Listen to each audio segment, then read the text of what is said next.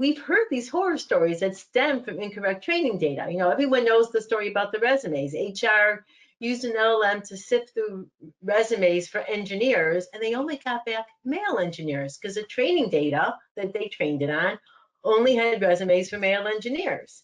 And the very famous one more recently were the lawyers that submitted fictitious legal research in an aviation injury claim that ChatGPT totally fabricated and resulted really in egg on their faces and penalties imposed by the judges. Now, Rich, it's essential that consumers have processes and test sets in place, like you did with the 10K, to ensure that the models remain accurate and effective. Do you want to share some concrete examples of the best way to detect, and mitigate also the model drift and decay scenarios?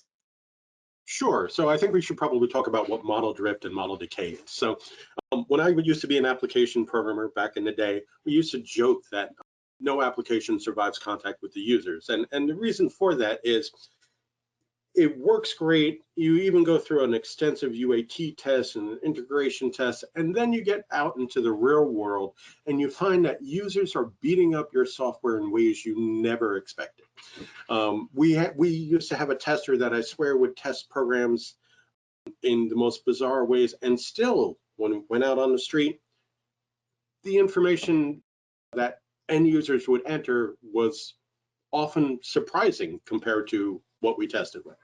And the same is really true with your large language model and your AI-based, machine learning-based pipelines, because what ends up happening is, like our 10K forms, we had a sample set, we trained on a sample set, we tested our sample set, and it looked great.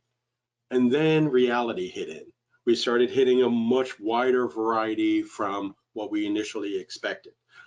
So the model itself started to drift away from what reality actually was. Our samples that we were processing, 6 months into the process or 3 weeks into the process didn't match what we trained with, and were unexpected because it was a larger world than we expected. You get, the larger your training set, the better your results will be, but there's still always going to be that one case or that 10 cases out there that things start to be different. So it's very important to have something in your pipeline that is periodically checking.